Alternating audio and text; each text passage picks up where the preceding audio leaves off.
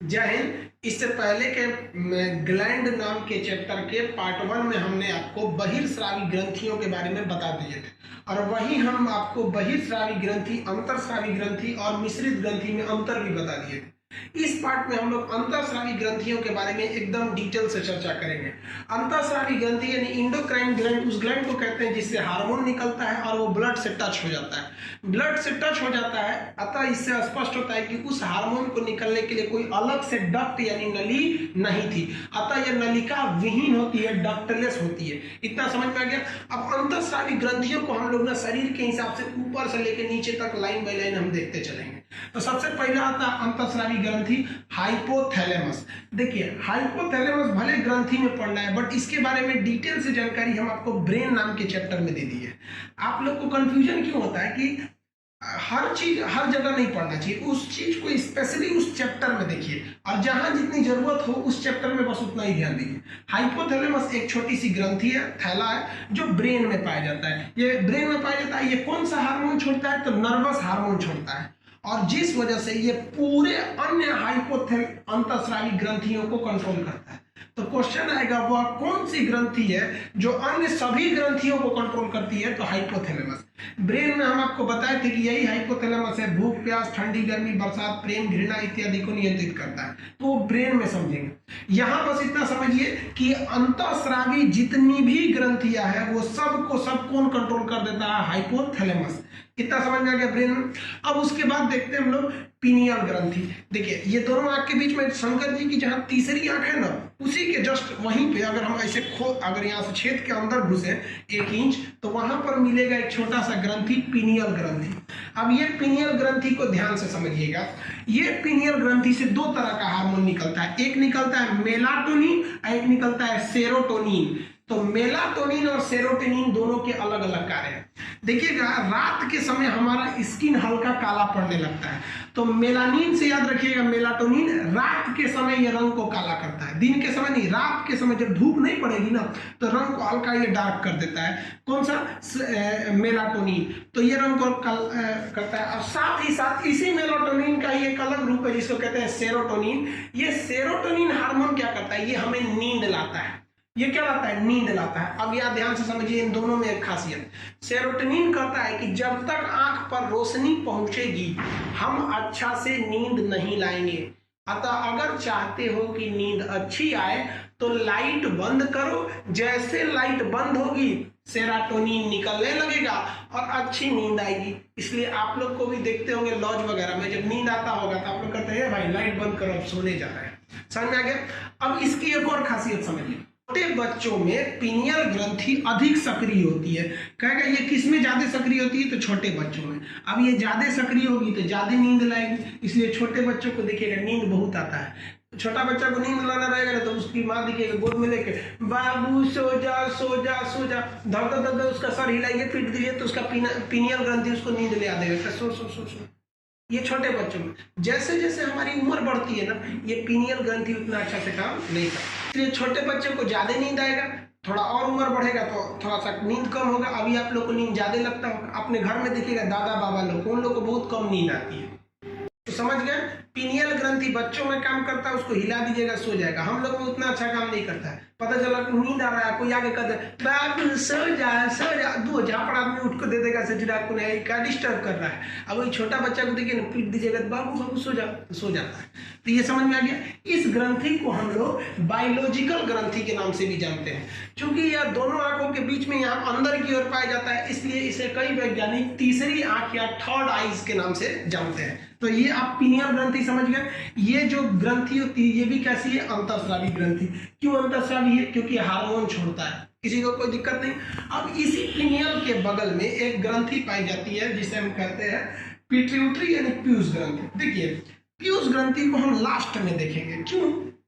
क्योंकि अभी आप पीयूष ग्रंथि देखने लगेंगे ना, तो पीयूष ग्रंथि से बहुत सारे हार्मोन निकलते हैं और आपका मनोबल कमजोर होते लगेगा। आपको लगेगा कि हम बहुत कमजोर हैं बायोलॉजी, हमें समझ में नहीं आ रहा है। इसलिए मनोबल न टूटे, इसलिए हम लोग उसको साइड में देखें। समझ में आ गया कि नहीं आ गया? तो उसको हम लोग थोड़ा सा साइड में देखते हैं। अभी उसको रहने देते हैं। अब थोड़ा सा और नीचे उतरते हैं। ब्रेन में 3 ग्रंथि, हाइपोथैलेमस, पीनियल और पीयूष। पीयूष को हम साइड में देखेंगे। अब आ जाते हैं गर्दन में एक ही बात। अगली जो अंतःस्रावी ग्रंथि आती है गर्दन में। गर्दन में जो ग्रंथि होती है उसे कहते हैं थायराइड ग्रंथि। ये सबसे बड़ी अंतःस्रावी है। देखिए सबसे बड़ी ग्रंथि लीवर है, अब वो बहिर्स्रावी है। अंतःस्रावी में सबसे बड़ी अंतःस्रावी जो ग्रंथि है वो है थायराइड ग्रंथि। इसे हम लोग हिंदी में क्या कहते हैं, आउटू ग्रंथि कहते हैं। हिंदी में क्या कहेंगे, आउटू ग्रंथि। ये बीपी को कम कर देती है, कंट्रोल कर देती है बीपी को। क्यों? क्योंकि इसमें थायरॉक्सिन नामक हार्मोन पाया जाता है। तो थायरॉक्सिन हार्मोन कहाँ निकलता है, आउटू यानी थायराइड ग्रंथि से। ये किस चीज का बना होता है ये थायरॉक्सिन हार्मोन, तो इसमें टायरोसिन पाया जाता है और आयोडीन। आप इसको तो बहुत अच्छे से जानते होंगे आयोडीन को। अब टायोसिन भी होता है, याद रखिएगा। टायोसिन और आयोडीन दोनों जरूरत होती है थायरॉक्सिन बनाने के लिए। अब इस थायराइड ग्रंथि में 3 बीमारियां होती है, याद रखिएगा, जिसे आप सबसे ज्यादा जानते हैं ग्वाइटर यानी घेंगा। इस आयोडीन की कमी या टायोसिन की कमी से ये घेंगा हो जाएगा, इतना बड़ा गर्दन फूल जाएगा, ये घेंगा नाम का रोग हो जाता है आयोडीन की कमी से। कहेगा घेंगा यानी ग्वाइटर यानी घेंगा में कौन सी ग्रंथि प्रभावित होती है, तो आउटू यानी थायराइड ग्रंथि। इतना समझ गए।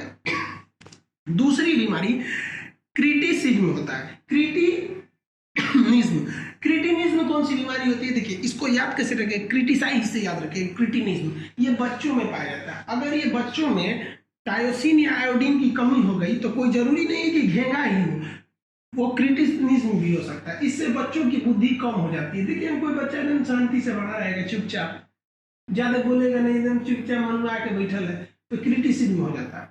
और एक सबसे खतरनाक हो जाता है, अगली जो बीमारी खतरनाक हो जाती है, मैक्सोडेमा नाम की बीमारी। ये मोटापा के लिए हो जाता है। इसमें क्या होता है, मांस फूलने लगता है, आदमी एकदम मोटा आ जाता है, एकदम भयानक। ये महिलाओं में ज्यादा हो जाता है ये बीमारी।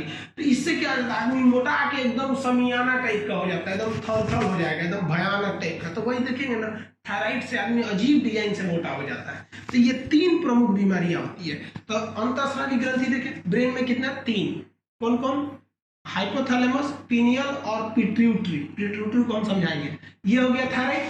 अब इसी थायराइड ग्रंथि के पीछे छोटा छोटा ग्रंथि होती है, छोटी सी दाल के बराबर, चने के दाल के साइज की ग्रंथि होती है, जो इसी थायराइड का भाई है, उसी के पीछे। उसे हम कहते हैं पाराथायराइड। पारा मतलब पाराथायराइड, उसे हम पारा आउटू कहते हैं। इससे एक ही क्वेश्चन ज्यादा पूछता है कि वह कौन सी ऐसी ग्लैंड है जो पीयूष ग्रंथि के कंट्रोल के बाहर है। तो इस पर पीयूष ग्रंथि का कंट्रोल नहीं रहता है, ये पीयूष ग्रंथि के हिसाब से नहीं चलती है। इससे कौन सा हार्मोन निकलता है, तो देखिए थायराइड से निकला थायरॉक्सिन, तो पाराथायराइड से निकलेगा पाराथायरॉक्सिन हार्मोन निकलेगा। और ये शरीर में कैल्शियम और फास्फोरस की मात्रा को नियंत्रित करता है।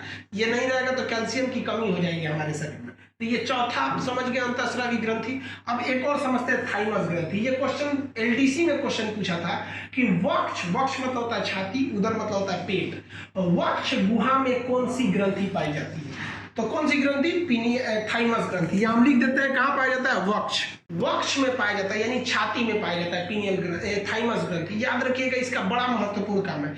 ये प्रोटीन बनाता है और लिम्फोसाइट बनाता है। प्रोटीन हमारे शरीर में वृद्धि में मदद करता है और लिम्फोसाइट बीमारियों से रक्षा करता है। लेकिन ध्यान रखिएगा ये जो थाइमस ग्रंथि है ना, ये 15 साल की उम्र के बाद काम नहीं करता है। इसलिए आप देखे होंगे कि छोटा बच्चा जो होता है 15 साल से कम का होता है, वो खाना पीना कहीं नहीं करता है। नाश्ता करेगा 11 बजे, खेल के आएगा, उसकी मम्मी पीटेगी, नाश्ता क्यों नहीं किया, ये नहीं किया। अरे भाई उसकी मम्मी को क्या पता कि उसके अंदर अभी थाइमस ग्रंथि काम कर रहा है। जो खाना से आप प्रोटीन दीजिएगा वो प्रोटीन उसको खुद ही मिल जा रहा है। और छोटा बच्चा को देखिएगा कबाड़ में खेलेगा, इधर घूमेगा। और देखिए छोटा बच्चा सबको एकदम छोटे रहता है, कुछ भी उठाकर ऐसे मुंह में डाल लेगा, बीमार नहीं पड़ता है। क्यों? क्योंकि उसका थाइमस ग्रंथि उसमें लिम्फोसाइट बना रहा होता है। अब वही जब बड़े होइएगा, हम और आप या बूढ़े लोग, उनमें थाइमस ग्रंथि अब काम नहीं कर रही है, अब वो जल्दी बीमार पड़ेंगे और उनको प्रोटीन भी नहीं बनेगा, उनको ज्यादा खाने की भी जरूरत होती है। तो ये समझ में आ गया आप लोग को, इतनी ग्रंथियां। अभी और भी अंतःस्रावी ग्रंथि है। तो अभी यहाँ पे आप जब तक इनका ये 5 का आप स्क्रीनशॉट लीजिए, फिर हम अभी समझाते हैं कि अन्य अंतःस्रावी ग्रंथियों के बारे में। 5 तो आपको अंतःस्रावी ग्रंथि बता दिए। अब 6वां समझिए, एड्रीनल ग्रंथि।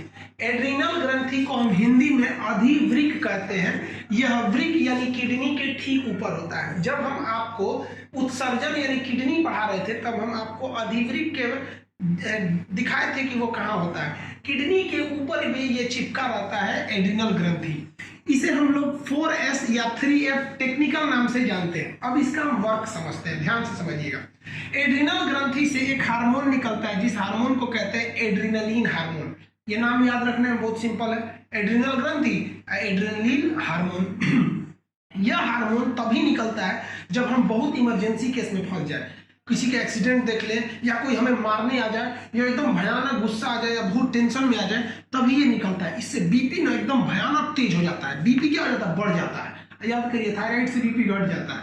ये बीपी को क्या करता है? बढ़ा देता है, एकदम भयानक। आदमी दांत खिंचाने लगता है। और जिससे एड्रेनलिन निकल गया, इतना गुस्सा में आ जाएगा ना, अब मारेगा एक झापड़ तो दिन में तारा दिख जाएगा। इसीलिए इसे कहते हैं फाइट, यानी मारो, एंड फ्लाइट, उड़ जाओ, भाग जाओ, तो लड़ो उड़ो हार्मोन कहते हैं। यानी जब ये एड्रेनलिन निकलेगा ना, तो देखते होंगे कभी कभी गुस्सा में आदमी मारता है ना, गुस्सा समझते हैं ना, बिखिया के एकदम खीस में एक झापड़ देगा ना, दांत निकल जाएगा बाहर। कौन से हार्मोन की वजह से? एड्रेनलिन की वजह से। एड्रिनल ग्रंथि से कहाँ पाया जाता है? किडनी में। समझ आ गया? इमरजेंसी ग्लैंड किसे कहते हैं? एड्रेनलिन। 4S या 3F इसी को कहते हैं लड़ो उड़ो। लड़ो मतलब फाइट, उड़ो मतलब flight. Fight and flight hormone. ना समझ में आ गया? अब हम लोग 7वां समझते हैं, बहुत इंपॉर्टेंट है ये, इसको याद रखिए। Gonad gland. गोनाड ग्लैंड किसे कहते हैं? जितने भी जनन ग्रंथि होती है, जनन ग्रंथि एक मेल में होगा ये टेस्टिस, और फीमेल में होगा ओवरी। तो ध्यान दीजिए, गोनाड ग्लैंड को हम क्या कहते हैं? जनन ग्रंथि। इससे कौन से हार्मोन निकलेंगे? स्पष्ट है कि जनन हार्मोन निकलेंगे। अब किराना की दुकान पे मछली थोड़े मिलेगी, किराना का सामान मिलेगा। तो जनन ग्रंथि से कौन सा हार्मोन निकलेगा? जनन हार्मोन। अब यही समझिएगा, जितने भी जनन हार्मोन होते हैं वो स्टेरॉइड के बने होते हैं। ये हम न्यूट्रिशन चैप्टर में बताएंगे। स्टेरॉइड क्या होता है, प्रोटीन क्या होता है। जितने हार्मोन है सभी के सभी हार्मोन प्रोटीन के बने होते हैं, लेकिन याद रखिएगा, जनन हार्मोन स्टेरॉइड के बने होते हैं। इन ग्रंथियों के बारे में डिटेल से चर्चा प्रजनन यानी रिप्रोडक्शन नामक चैप्टर में किया जाता है। ग्रंथि नामक चैप्टर में उतनी चर्चा इस पर नहीं की जाती है, फिर भी हम आपको थोड़ा इस पर बता देते हैं। गोनाड ग्लैंड यानी जनन ग्रंथियां मेल में अलग होती है और फीमेल में अलग होती है। मेल में जो जनन ग्रंथि है टेस्टिस, उसके 2 टेस्टिस होते हैं जो शरीर के बाहर होते हैं। तो ये हो गए टेस्टिस। टेस्टिस से क्या निकलता है? टेस्टोस्टेरोन। टेस्टोस्टेरोन जो होता है, इसी के कारण पेशाब में थोड़ा सा गंध भी आता है। टेस्टोस्टेरोन ये उसके जनन हार्मोन है। ये हम प्रजनन में आपको समझाएंगे। कुत्ता देखिएगा पेशाब कर करके अपना बॉर्डर बना देता है। किससे? क्योंकि उसके पेशाब में टेस्टोस्टेरोन ज्यादा रहता है। मेल के पेशाब में भी टेस्टोस्टेरोन ज्यादा रहता है। फौजी जब सोते हैं ना, तो चारों ओर जंगल में ना पेशाब कर देते हैं ताकि कोई जंगली जानवर ना आए। किस हार्मोन की वजह से? टेस्टोस्टेरोन की वजह से। कुत्ता कभी कभी रात में ना मोटरसाइकिल पर पेशाब कर देता है और बॉर्डर बना देता है कि भैया ये मेरा एरिया है। सुबह बेचारा मोटरसाइकिल वाला आया, मोटरसाइकिल लेके चला गया। अब दूसरे के एरिया में घुसेगा तो कुत्ता सुनेगा, अरे दूसरा कुत्ता का गंध आ रहा है, अब वो मोटरसाइकिल को दौड़ा देता है। लोगों को लगता है इससे जो हमारा मोटरसाइकिलिया से क्या लगा है इसको, फिर मोटरसाइकिलिया पे कोई कुत्ता पेशाब किया हुआ है। समझा क्या? कुत्ता एक एरिया से दूसरे एरिया में नहीं जाते हैं। कुत्तों के दुनिया में रोमिंग नॉट अलाउड, वो लोग रोमिंग का चार्ज लेता है। ये मेल का पहला हो गया टेस्टोस्टेरोन, और दूसरा स्पर्म होता है जो प्रजनन में मदद करता है। फीमेल की बात करेंगे तो फीमेल में ओवरी भी 2 होती है। जिस तरह से मेल में 2 टेस्टिस होते हैं, उसी तरह फीमेल में 2 ओवरी होती है। समझ में आ गया? 2 ओवरी कमर के पास होगी यहाँ पे, तो 2 ओवरी होती है। इन ओवरी से 3 हार्मोन निकलेंगे। अब ध्यान से समझिए, एस्ट्रोजन हार्मोन। एस्ट्रोजन हार्मोन ये मेंस्ट्रुएशन साइकिल यानी पीरियड के निर्माण में मदद करता है, ओवम के निर्माण में मदद करता है। प्रोजेस्टेरॉन, नाम से स्पष्ट है, प्रोजेस्टेरॉन ये प्रोटेक्ट करेगा। प्रोटेक्ट मतलब बचाव करेगा। माँ के पेट में जब बच्चा आ गया है ना, तो बच्चे की रक्षा करेगा, उसे 9 महीने तक संभल के रखेगा। और यही प्रोजेस्टेरॉन कभी कभी कम हो जाता है ना, तो देखेंगे बच्चा 2 महीना पे हो जाता है, मर जाता है, तो बोलते हैं बच्चा नुकसान हो गया। क्यों नुकसान हो गया? क्योंकि उसको प्रोटेक्ट करने वाला प्रोजेस्टेरॉन नहीं था या कम पड़ गया था। समझ में आ गया? किसी को कोई दिक्कत नहीं। और वही कभी कभी प्रोजेस्टेरॉन कम होता है तो कोई लड़का ना 7 महीना में पैदा हो जाता है। 7 महीने में पैदा होगा तो इसे मिर्कुचा हो जाएगा, इसे तो लोग बोलते हैं सतवासल है ससुराली। समझ आ गया? अब देखिए रिलैक्सिन क्या होता है। जब बच्चा पैदा होता है तो माँ के गर्भ से वो नॉर्मल डिलीवरी होने के लिए रिलैक्सिन नामक हार्मोन होता है जो मांसपेशियों को फैला देता है। तो ये है रिलैक्सिन हार्मोन। यही रिलैक्सिन हार्मोन नॉर्मल डिलीवरी में मदद करता है। अगर ये रिलैक्सिन हार्मोन कम पड़ जाए तो नॉर्मल डिलीवरी नहीं होगा। समझ में गया? आजकल इसका कुछ डॉक्टर भी मिसयूज करते हैं। वो उस महिला को सारी दवाइयां देते हैं, गर्भवती महिला को, और एक ऐसी भी दवा दे देते हैं ना जो रिलैक्सिन हार्मोन बनने ही नहीं देता है, और उस महिला से कह देते हैं कि ये वाली दवा टाइम से खाना। अब उस ससुरी उसी दवाइया को एकदम चाव से खाती है, खो ससुरी। अब उससे क्या हो जाता है कि रिलैक्सिन हार्मोन बनेगा नहीं, अब उसका नॉर्मल ऑपरेशन नहीं होगा, नॉर्मल से डिलीवरी होगी नहीं, ऑपरेशन करना होगा। ऑपरेशन से लड़का को तो कोई दिक्कत नहीं होता है, महिला को ज्यादा सुरक्षा देना पड़ता है लड़का से। 6 महीना तक सीढ़ी मत चढ़ो, ये मत करो, मत। एक तो नखरा अपने होती हैं लोग, और उस पे से वो ऑपरेशन हो गया। देहात में वो कहावत कहते हैं, रोए के रहनी तले अखिए खुदा गई, और बढ़िया बहाना मिल गया। तो आप लोग ध्यान दीजिएगा इस सबको, लड़का लोग। ये समझ में आ गया। गोनाड ग्लैंड के बारे में डिटेल से जानकारी हम प्रजनन नाम के चैप्टर में पढ़ेंगे। यहाँ हम आपको हल्का बता दिए गोनाड के बारे में, बाकी तो डिटेल बता। आप इसका एक स्क्रीनशॉट लीजिए, फिर हम आपको सबसे महत्वपूर्ण ग्रंथि पीयूष ग्रंथि के बारे में बताते हैं। देखिए, गोनाड ग्लैंड तक आप 7 ग्रंथियां देख ली। अब सबसे महत्वपूर्ण अंतःस्रावी देखते हैं हम लोग, कौन सा? 8वां नंबर। देखिए, ऐसे तो ये हमको ब्रेन में ही पढ़ लेना था, बट देखिए इतना ज्यादा काम है ना पिट्यूटरी का, इसलिए इसको साइड में रखे, बड़ा चीज को साइड में निपटा लेना। तो हम समझते हैं पिट्यूटरी ग्लैंड, यानी हम पीयूष ग्रंथि को कहते हैं। पीयूष ग्रंथि जो होता है ना, ये ब्रेन के एकदम नीचे होता है। जैसे जैसे पीयूष ग्रंथि रखा हुआ है और उसी के ऊपर ब्रेन रखा हुआ है, तो हम ये कह सकते हैं कि ब्रेन के एकदम बेस में, यानी आप आधार में कहिए या उसके तल में कहिए, ये रखा रहता है। इसका वजन मात्र 0.6 ग्राम होता है। यह बहुत ही छोटी ग्रंथि है, बहुत छोटी अंतःस्रावी ग्रंथि है। इतना तो पता ही कि ये अंतःस्रावी है, ये सब छोटी। देखिए, इससे भी एक छोटी होती है पीनियल ग्रंथि। पीनियल ग्रंथि पीयूष ग्रंथि से भी छोटी होती है, बट ऑप्शन में अक्सर देता है सबसे छोटी ग्रंथि कौन सी है, तो पीनियल ऑप्शन में नहीं रहता है तो पीयूष आदमी लगा देता है। तो देखिए, ये पीनियल ग्रंथि इससे भी छोटी होती है। ये पूरे बॉडी को कमोबेश कंट्रोल करती है, लगभग ये पूरी बॉडी को कंट्रोल कर देती है, इसलिए इसे मास्टर ग्रंथि कहते हैं। आप बताइए, क्या यह पारा आउटू यानी पाराथायराइड को कंट्रोल कर पाती है? नहीं, लेकिन ये सबको कंट्रोल कर देती है, इसलिए इसे मास्टर ग्रंथि कहते हैं। और ये हो गई मास्टर ग्रंथि। इसका मतलब हम ये कह सकते हैं कि सभी ग्रंथियों का यह बाप है पीयूष ग्रंथि। अब याद कीजिए, तो अगर ये पीयूष ग्रंथि बाप है तो दादा कौन है? हाइपोथैलेमस। वो पूरी की पूरी पीयूष ग्रंथियों को कंट्रोल करता है, तो ग्रंथियों का बाप पीयूष ग्रंथि, और ग्रंथियों का दादा कौन सा? वो आपका हाइपोथैलेमस। और हाइपोथैलेमस को कौन कंट्रोल करता है? ब्रेन। तो ग्रंथियों का परदादा हो जाएगा ये ब्रेन, इसलिए ब्रेन को सुरक्षा देना जरूरी है। इसलिए हेलमेट नहीं पहनिएगा ना तो पुलिस बहुत मार मारती है, फाइन भी लगाती है कि परदादा को सुरक्षा दो। तो देखिए ध्यान से, अब ये पीयूष ग्रंथि से ना अलग अलग टाइप के हार्मोन निकलते हैं। बेसिकली 4 टाइप के निकलते हैं, हम उन चारों को देखते हैं। सबसे पहला होता है TSH, थायरॉक्सिन स्टिमुलेटिंग हार्मोन। जब कभी भी शरीर में थायरॉक्सिन की कमी होती है तो ब्रेन जो होता है कौन सा हार्मोन छोड़ता है? TSH, thyroxine stimulating hormone. क्यों छोड़ता है? जब शरीर में थायरॉक्सिन की कमी होती है तो ये इसे छोड़ देता है, ताकि थायरॉक्सिन की जरूरत पूरी हो सके। समझ में आ गया आप लोग को? तो थायरॉक्सिन बनाने के लिए थायराइड को उत्तेजित करता है। अब दूसरा आता है STH। STH का होता है सोमेटोट्रोपिक। कौन सा? सोमेटोट्रोपिक हार्मोन। ये हमारी वृद्धि को नियंत्रित करता है। अगर ये ससुरा ज्यादा निकलेगा तो भीम का शरीर हो जाएगा, इसको जाइंटिज्म कहते हैं। जाइंट क्वेश्चन भी पूछा हुआ है, जाइंटिस बीमारी किससे होती है? तो STH हार्मोन से। खली का शरीर देखे ना, WWF वाला ग्रेट खली, भयानक है एकदम वहां पे। किसकी वजह से?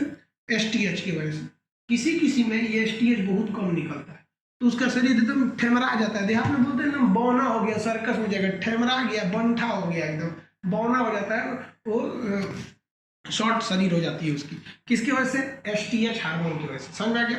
इसी पीयूष ग्रंथि से जो तीसरा हार्मोन है LTH, लैक्टोजेनिक हार्मोन। यह लैक्टोजेनिक हार्मोन, ये लैक्टोजेनिक हार्मोन क्या करता है बाबू? ये दूध के निर्माण में मदद करता है। याद रखिएगा, बहुत इंपॉर्टेंट क्वेश्चन। दूध के निर्माण में कौन मदद करता है? तो लैक्टोजेनिक हार्मोन। इसे प्रोलैक्टिन हार्मोन के निर्माण में कौन मदद किया? LTH hormone. LTH हार्मोन को प्रोलैक्टिन हार्मोन भी कहते हैं। कौन सा हार्मोन? प्रोलैक्टिन हार्मोन के नाम से भी जानते हैं। समझ आ गया? देखिए बाबू, दूध बनाया कौन? माँ के स्तन में दूध बनाता कौन है? ये आपका प्रोलैक्टिन हार्मोन या एलटीएच हार्मोन। लेकिन देखिए गाय भैंस को भी आप देखिएगा दूध दूहने में कितना तकलीफ होता है। अगर आप दूध दुहिएगा तो बहुत मेहनत लगता है उसको दूहने में। तो गाय का बच्चा कैसे दूध पी पाएगा? तो एक दिन का बच्चा में उतनी शक्ति होती है? नहीं होती है। इसीलिए दूध को स्तन से आराम से निकाला जा सके, इसके लिए एक हार्मोन होता है ऑक्सीटोसिन हार्मोन। ये दूध को स्रावित कर देता है, बाहर आराम से निकाल लेता है। इसलिए 2 दिन का बच्चा भी ना आराम से दूध पी सकता है। किसके वजह से? ऑक्सीटोसिन की वजह से। अब जानवरों को देखिएगा ना, मानव इतना निर्दयी हो जाता है ना कि गाय भैंस को ना ऑक्सीटोसिन का हार्मोन का इंजेक्शन लगा देता है।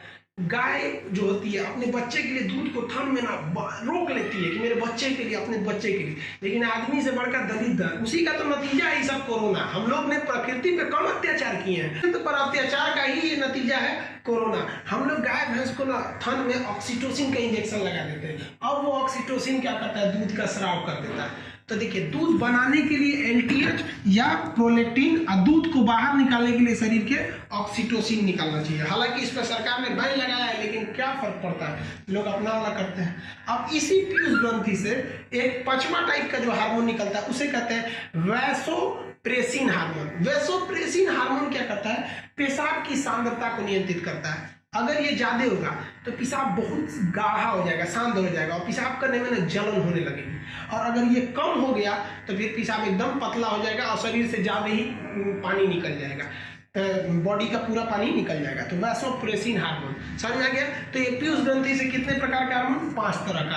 आप बताइए, टीएसएच थायराइड को, एसटीएच पूरे शरीर की वृद्धि को ज्यादा निकल गया तो क्या हो जाएगा? जाइंटिनिज्म हो जाएगा। और देखिए ध्यान से, एलटीएच दूध बनाता है, इसका दूसरा नाम क्या होता है? प्रोलैक्टिन। ये दूध बनाएगा और दूध को निकालेगा कौन? Oxytocin hormone. समझ में आ गया। और वैसोप्रेसिन पेशाब की मात्रा को नियंत्रित करता है। किसी को कोई दिक्कत नहीं। अब आप कहिएगा कि दूध बनाने का काम ब्रेन से हो रहा है, दूध को स्रावित करने के लिए ब्रेन से हो रहा है, तो फिर स्तन क्या करता है? स्तन केवल दूध को स्टोर करने का काम करता है, इससे ज्यादा कुछ नहीं। तो ये आप अंतःस्रावी ग्रंथि समझ गए। अब इस वीडियो में अंतःस्रावी ग्रंथि, नेक्स्ट वीडियो में हम आपको मिश्रित ग्रंथि बता देंगे। आप इसका एक स्क्रीनशॉट ले लीजिए।